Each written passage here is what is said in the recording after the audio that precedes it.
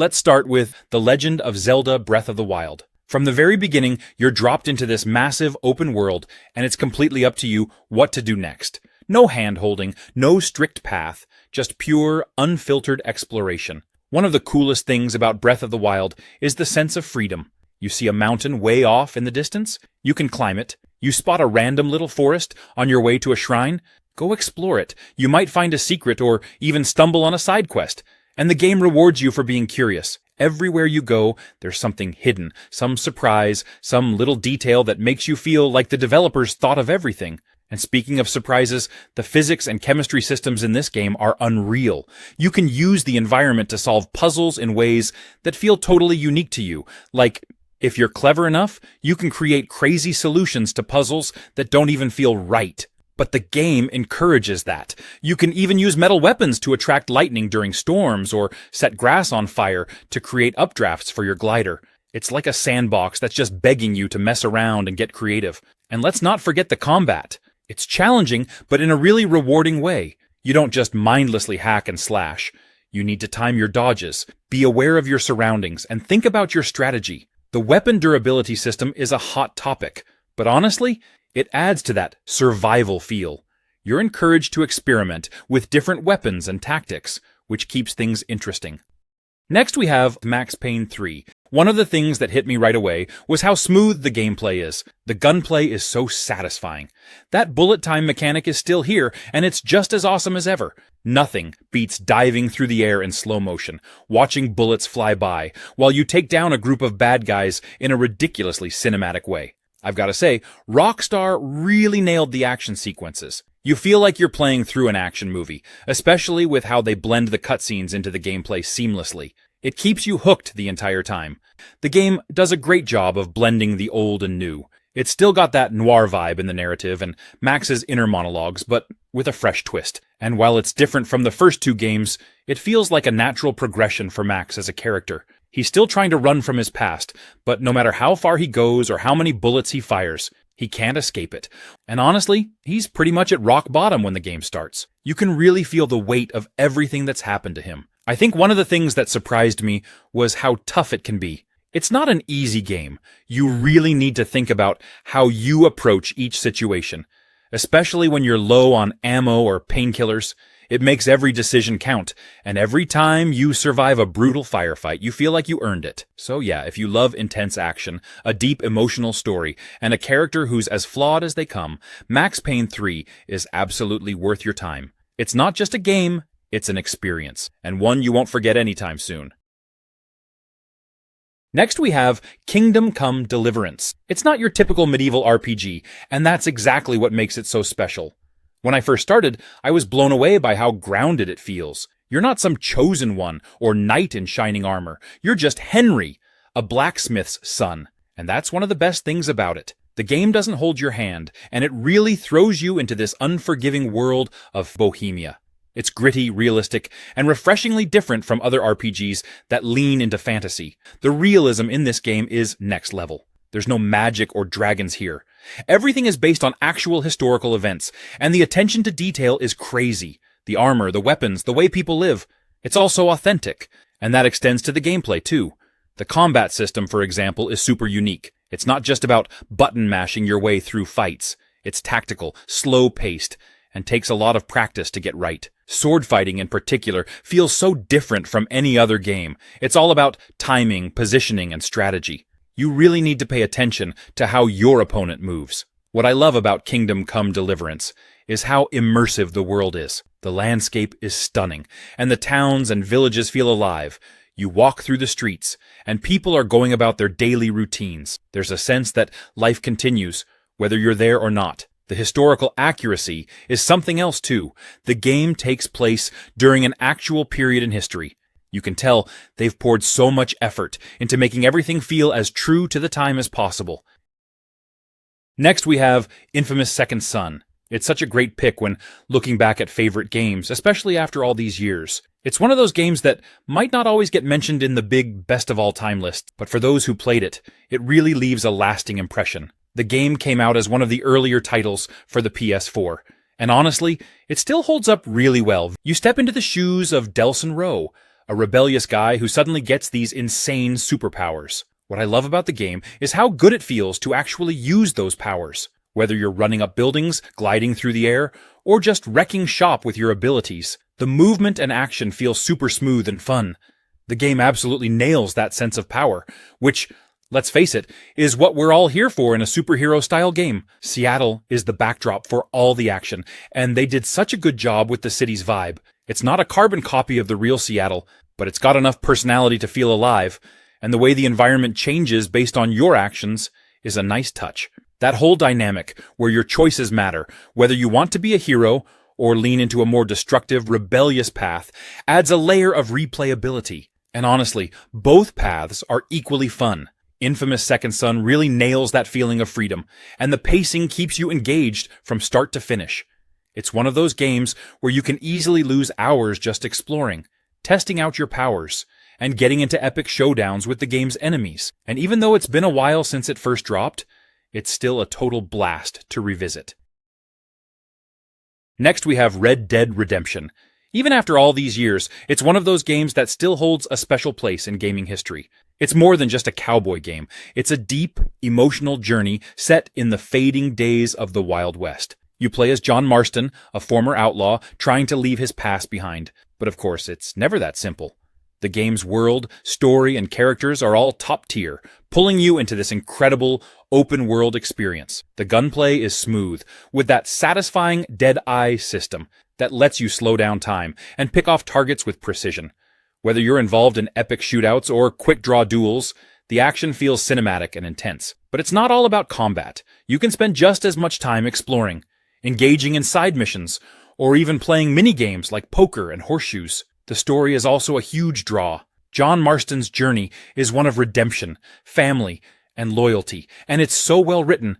The characters you meet along the way, from outlaws to lawmen to settlers, are all memorable and feel like they're part of this living, breathing world. You get attached to these characters, and by the end, you're really invested in John's fate.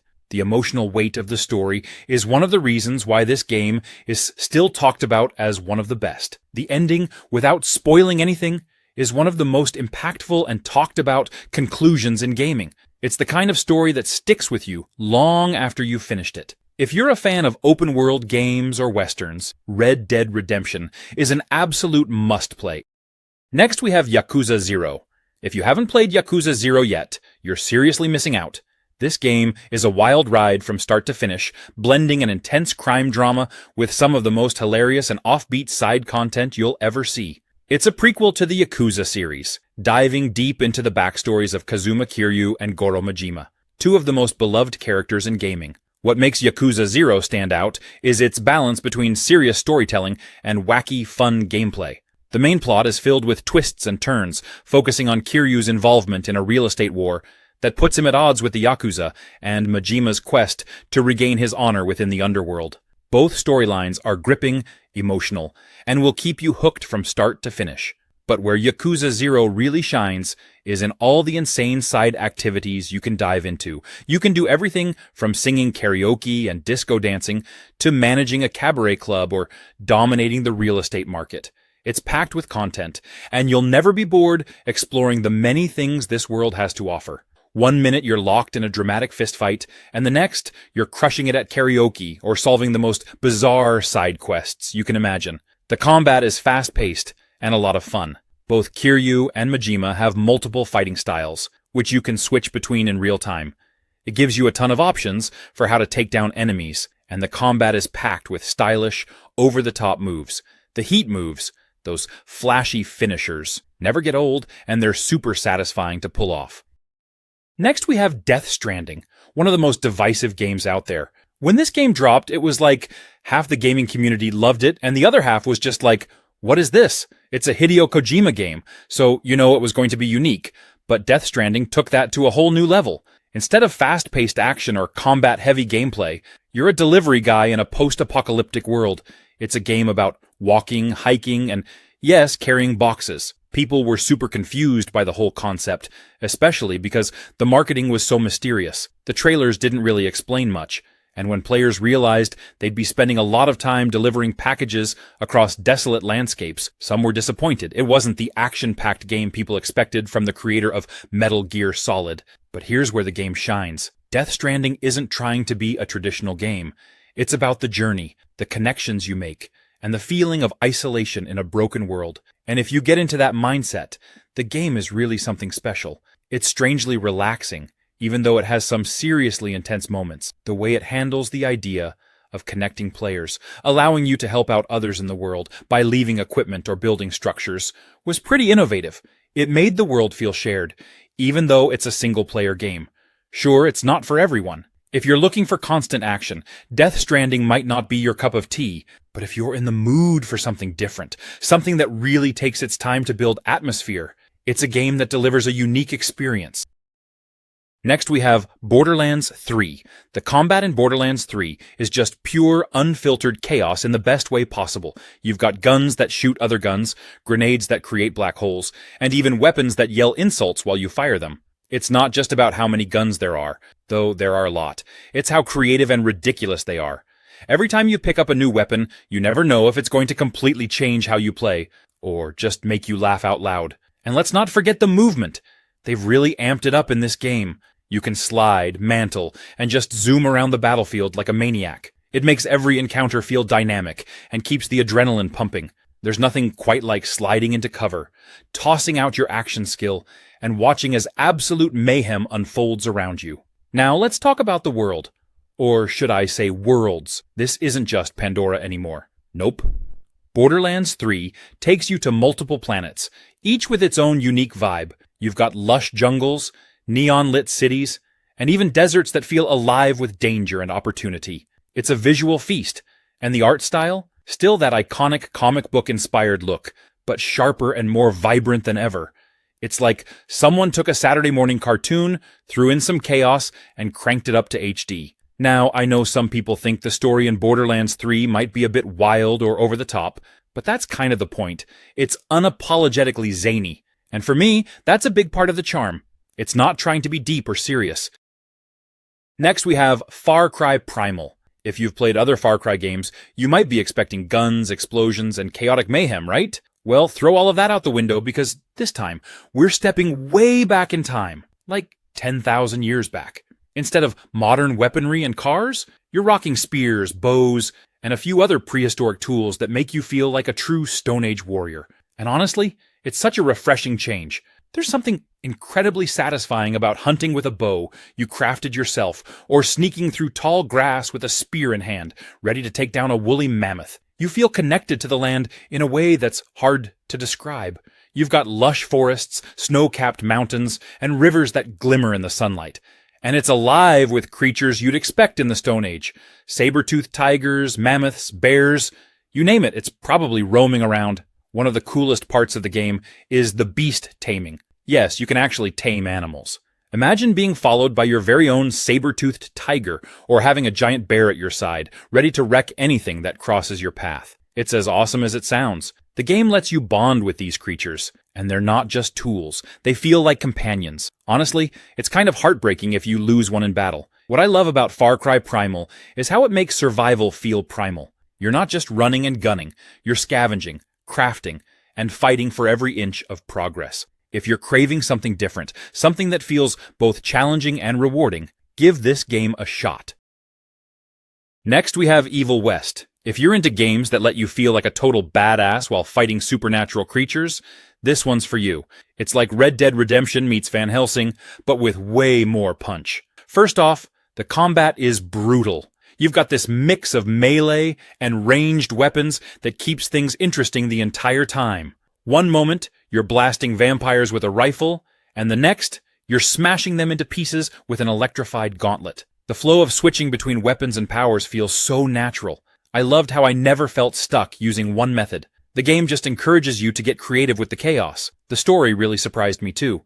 I went in expecting just some fun, mindless action, but the narrative actually hooked me. You play as Jesse Rentier, this tough-as-nails cowboy working for a secret monster hunting institute, and the whole Wild West meets horror vibe is so well done. It's not Shakespeare, but it fits the tone perfectly. There's this balance of grit and humor in the dialogue that kept me engaged the whole way through. It doesn't take itself too seriously, but it's not just a throwaway plot either. I also love that they didn't overcomplicate things with RPG elements. There are upgrades, sure, but they don't slow down the action. You can upgrade your weapons and skills as you go, but it's straightforward and doesn't bog you down with too many choices. It's more about fine-tuning how you want to fight, which really lets you focus on the combat and the carnage. If I had to nitpick, some of the boss fights could be a bit repetitive. Next we have Alan Wake 2. If you played the first game, you probably already know how trippy things can get, but this sequel, it cranks up that eerie, psychological horror vibe to a whole new level. It's like being stuck in a thriller novel that keeps messing with your head. And I mean that in the best possible way. So right off the bat, the atmosphere in this game is incredible. Every location feels drenched in mystery and dread. Whether you're walking through dark forests, creepy small towns, or abandoned buildings, there's this constant tension in the air, like something's always lurking just out of sight. It's not just about jump scares, though. It's that slow, creeping sense of unease that really gets under your skin. The game does such a good job of making you feel like you're never truly safe. The story? Man, it's deep. It's a blend of supernatural horror, psychological thriller, and just straight-up weirdness. You're dealing with Alan's mind unraveling, and reality itself starts to bend and twist around you. There are moments where you're not sure what's real, what's in his head, or what's being written into existence. It's this constant mind game that keeps you hooked. And what I love is how the game doesn't spoon-feed you answers. You're piecing together this puzzle, and it feels so satisfying when things click, or get even weirder. Combat is another high point. The whole flashlight and gun mechanic from the first game is back, but it's more refined this time around. You're constantly managing light and darkness, using your flashlight to weaken enemies before finishing them off. Next we have A Way Out. This game really caught me off guard in the best way possible. If you've ever wanted a true co-op experience, like a game where you have to rely on another person to progress, this is it. And it's not just some side feature. Co-op is literally baked into the entire game. You can't play this solo, and honestly, that's what makes it awesome. So, you're basically playing as these two guys, Leo and Vincent, who are trying to break out of prison. But it's not just a prison break game, it's so much more. You get to know these two characters, their stories, and how their lives are intertwined. What's cool is that both players control one of them, and each player has their own unique perspective and role in the story. It feels like you're part of a movie, where every scene is intense and meaningful. The way the split screen works is genius. Even though you're doing different things sometimes, like one person might be sneaking around while the other is in a fistfight, it all flows together. And you have these moments where you've got to coordinate with your partner, timing a move or making a plan to escape or fight. And when you pull it off, it feels so satisfying. You really need to communicate and work together, which makes it such a fun experience if you're playing with a friend. One of the best parts? The variety. You're not just breaking out of prison and that's it. No way.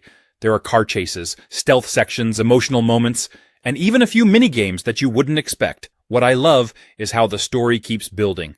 It's not just about escaping. It's about the relationship between Leo and Vincent. The dialogue is really well written, and you start to feel for these guys as the plot unravels.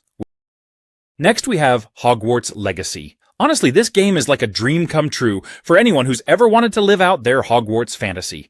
If you've grown up loving the world of Harry Potter, or just love the idea of being a wizard, this game really nails that feeling of stepping into the magical world. I mean, the second you get sorted into your house, it's like, yep, this is it. I'm at Hogwarts now. The school itself is gorgeous. They've done such an incredible job of capturing the magic and mystery of Hogwarts. You can literally spend hours just wandering around, getting lost in the hallways, finding hidden passages, and taking in all the little details. It's exactly how I imagined the castle would feel, like every corner has a secret or a bit of history waiting to be discovered. What's cool, too, is how the game lets you really craft your own story. You're not just following the Harry Potter timeline, you're in a completely new time period, which is honestly refreshing. You get to create your own character, make your own choices, and carve out your own adventure. And it's not just about being a goody-two-shoes student either. You can dive into some darker magic if you want, which is something I didn't expect but absolutely love. The combat is surprisingly deep too. At first, I thought it might be kind of simple, but there's actually a lot of strategy. You can mix and match different spells, use potions, and even summon creatures to help you out. And the way the spells are animated, like the wand flicks and the flashes of magic, it's so satisfying. You really feel like a proper witch or wizard, blasting enemies or pulling off combos in combat. Next we have The Order 1886. I know it got mixed reviews when it came out, but honestly I think it's super underrated. It's like every single thing from the cobblestone streets to the smoke-filled taverns feels alive. You can really see how much love went into building that world. The steampunk vibe is also really cool. You've got this mix of old-school Victorian aesthetic with futuristic tech, like those crazy weapons that Nikola Tesla himself designed. The thermite rifle, for example, is just so satisfying to use. You shoot clouds of thermite at enemies, and then light it up with a flare, setting everything ablaze. It's so over the top, but in the best way possible. And the story? It's actually pretty engaging. You're part of this ancient order of knights, tasked with keeping the peace in London. But things get real complicated, especially with the introduction of half-breeds, like werewolves, and other supernatural threats. Plus, the way it blends history with fantasy, that was a fun twist for me. Sir Galahad, the main character, has this gruff, no-nonsense attitude that really pulls you into the whole mystery and intrigue of the game.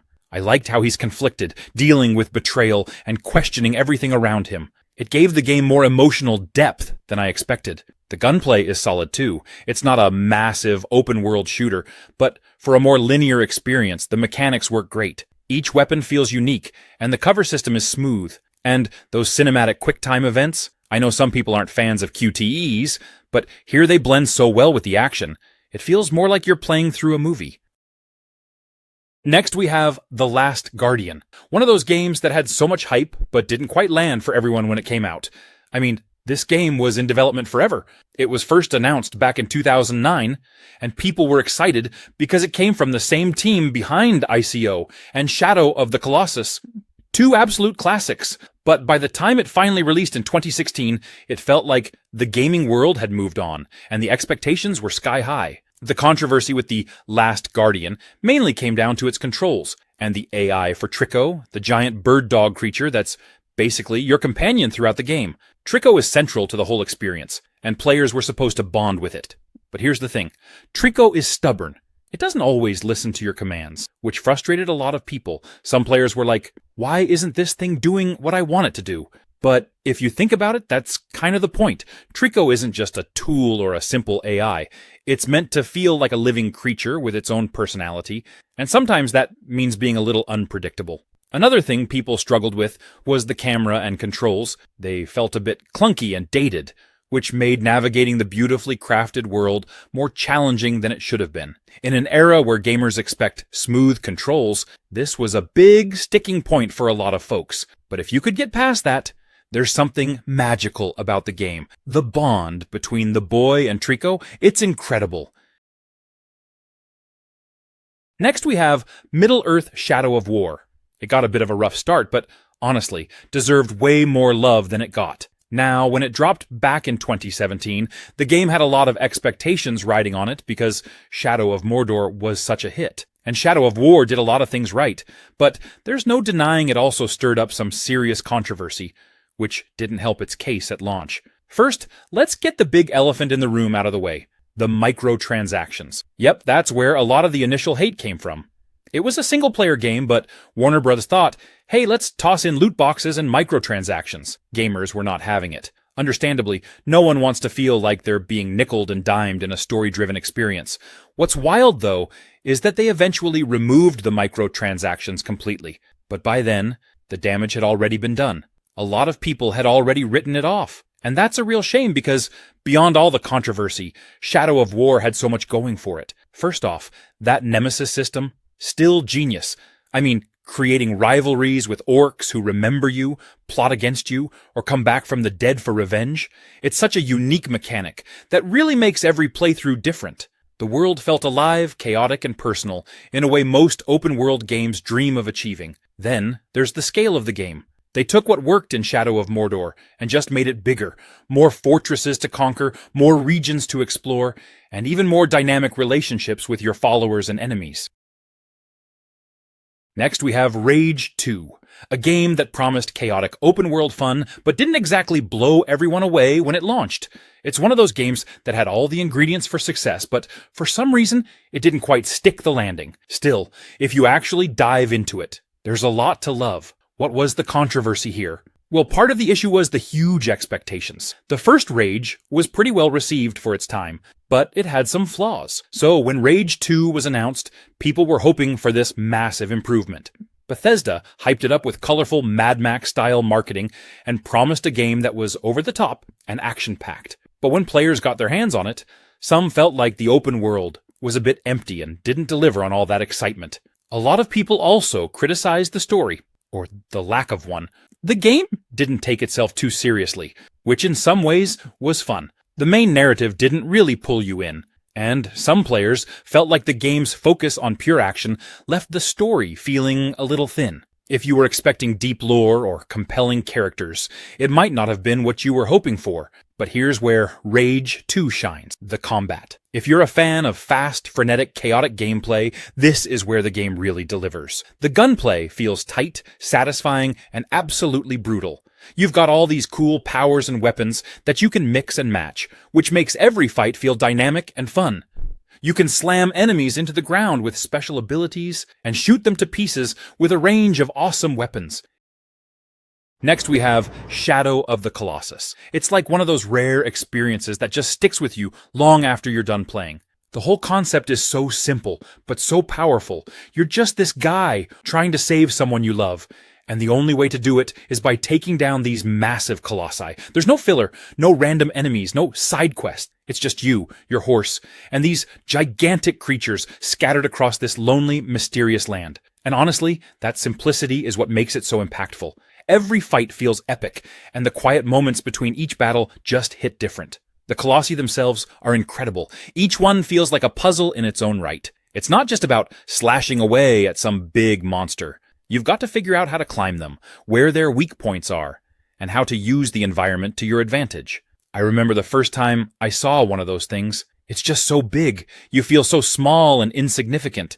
And then when you finally manage to climb up and take it down, it's such an intense feeling. But at the same time, there's this weird sadness that comes with it, like you're not sure if what you're doing is really the right thing. I also love how the story is told in such a subtle way. There's not a lot of dialogue or cutscenes, but the emotions are all there. You can just feel Wander's desperation and determination, even though he barely says a word. And as the game progresses, you start to notice the toll that killing these colossi is taking on him. It's not just a straightforward hero's journey.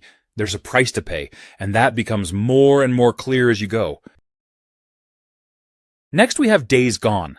I'll admit, when I first heard about it, I wasn't expecting too much, but once I started playing, I got hooked. It's one of those open-world games where you get so lost in the world that hours just fly by. And let's be real, who doesn't love a good post-apocalyptic story with zombies? Or I guess freakers in this case. The thing that stands out to me the most is the world itself. Oregon, but post-apocalyptic. It's both beautiful and terrifying at the same time. You're riding your bike through these gorgeous landscapes, like snow-capped mountains and dense forests, but you know danger is lurking around every corner. It's such a cool mix of peaceful and intense. I remember just cruising down the highway at sunset, only to get ambushed by a freaker horde or a pack of wolves out of nowhere. Speaking of the bike, Days Gone really makes it feel like your best friend. I know it sounds weird, but you're constantly upgrading it, maintaining it, and using it to get out of some really tight spots. Running out of gas in the middle of nowhere, with freakers closing in, is one of those moments where you're like, okay, this is serious. But when you've got your bike tuned up and ready to go, it's an absolute blast to just ride through the wilderness, wind in your hair, dodging obstacles and escaping enemies. And then there's Deacon. I didn't expect to get so attached to his story, but as the game went on, I really started to feel for the guy. The freaker hordes, though, insane. The first time you run into one, it's pure panic. I'm talking hundreds of freakers coming at you all at once, and you have to figure out how to take them down, or just run for your life. Next we have Deus Ex Mankind Divided. It's a sequel to Deus Ex Human Revolution, and it builds on everything that made that game great. Right off the bat, the world is what draws you in. It's set in a future where people with cybernetic enhancements, or AUGs, are treated like outcasts, and it really dives into these deep themes of segregation and oppression. You play as Adam Jensen, who's basically the coolest, most badass augmented human ever. He's got all these crazy high-tech upgrades that you can customize, and that's one of the best things about the game. It lets you play the way you want. Whether you're sneaking through vents like a ghost, hacking every terminal in sight, or going full-on combat mode with guns blazing, the choice is yours. The game doesn't force you down a certain path, and I love that freedom. The prog setting is dark, gritty, and packed with detail. It's a world that feels alive, with all these little stories happening around you. Every corner you turn, there's something to discover, whether it's a side mission, a hidden path, or just some cool piece of lore that fleshes out the world even more. The attention to detail is top-notch. The story itself is complex and layered, dealing with conspiracies, political intrigue, and moral choices. What makes Mankind Divided stand out for me is how immersive the experience is. You get so wrapped up in Jensen's world,